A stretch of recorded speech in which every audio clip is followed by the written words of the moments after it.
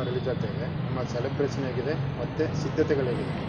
ನಾವು ನಾಳೆ ಗುಳ್ಪೇಟೆ ಹುಲಿಗಳ ನಾಡು ಗುಳ್ಪೇಟೆ ನಮ್ಮ ಇಲ್ಲಿಂದ ನಾವು ಕಿಚ್ಚ ಟೀಮ್ ಏನಿದೆ ನಮ್ಮ ಪ್ರತಿಯೊಂದು ಹಳ್ಳಿ ಊರಿಂದ ಹಿಡಿದು ಟೌನಿಂದ ಹಿಡಿದು ಎಲ್ಲರೂ ತುಂಬ ಚೆನ್ನಾಗಿ ಮಾಡ್ತಿದ್ದೀವಿ. ಇಲ್ಲಿ ಅಂತಲ್ಲ, ನಾವು ಇಡೀ ಕರ್ನಾಟಕದಲ್ಲಿ ಪ್ರತಿಯೊಂದು ಥಿಯೇಟ್ರು ಕೂಡ ಇವತ್ತು ನಾಳೆ ಧ್ವಂಸ ರೀತಿ ನಮ್ಮ ಸುದೀಪ್ ಅವ್ರನ್ನ ಆರಾಧಿಸ್ತಾರೆ. ಯಾಕಂದರೆ ಎಷ್ಟೋ ಜನ ಅವ್ರನ್ನ ಹೀರೋಗಳಂತ ಅಂದ್ಕೊಂಡಿರ್ಬೋದು, ಬಟ್ ಅವ್ರು ಹೀರೋಗಳನ್ನಕ್ಕಿಂತ ಕೆಲವ್ರಿಗೆ ದೇವ್ರ ಥರ ಕಾಣ್ತಿದ್ದಾರೆ.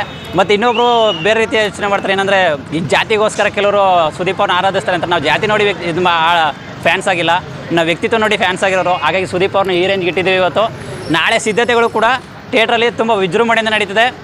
ನಮ್ಮ ಗುಳ್ಪೇಟೆ ಹುಲಿಗಳ ನಾಡಲು ಕೂಡ ಸೂರ್ಯ ಥಿಯೇಟ್ರಲ್ಲಿ ನಾಳೆ 9:30 ಅಷ್ಟೊತ್ತಿಗೆ ಶೋ ಸ್ಟಾರ್ಟ್ ಆದರೆ ತುಂಬ ವಿಜೃಂಭಣೆಯಿಂದ ಗ್ರ್ಯಾಂಡಾಗಿ ಎಲ್ಲ ಅಭಿಮಾನಿಗಳು ಬಂದು ಸಹಕರಿಸಿ ಗ್ರ್ಯಾಂಡಾಗಿ ಮಾಡ್ತಿದ್ದೀವಿ.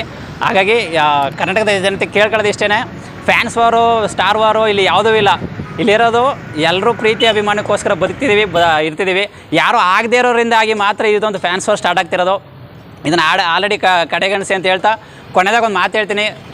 ಪುನೀತ್ ರಾಜ್ಕುಮಾರ್ ಸರ್ ಒಂದು ಮಾತಾಡಿದ್ದಾರೆ, ಫಸ್ಟ್ ಶೋ ಕನ್ನಡ ಸಿನಿಮಾ ನೋಡಿ ಸ್ಟಾರ್ ವಾರೋ ಯಾಕೆ, ನಾವು ಒಂದೇ ಇಲ್ಲಿ ಅಂತ. ಅವ್ರ ಮಾತಂತೆ ಪಾಲಿಸೋಣ.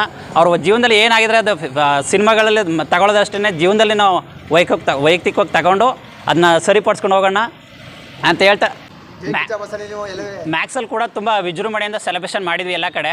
ಈಗ ಮಾರ್ಕ್ ಮೂವಿ ರಿಲೀಸ್ ಆಗ್ತಿದೆ, ಅದಕ್ಕೂ ಕೂಡ ವಿಜೃಂಭಣೆಯಿಂದ ಮಾಡ್ತಾಯಿದ್ದೀವಿ.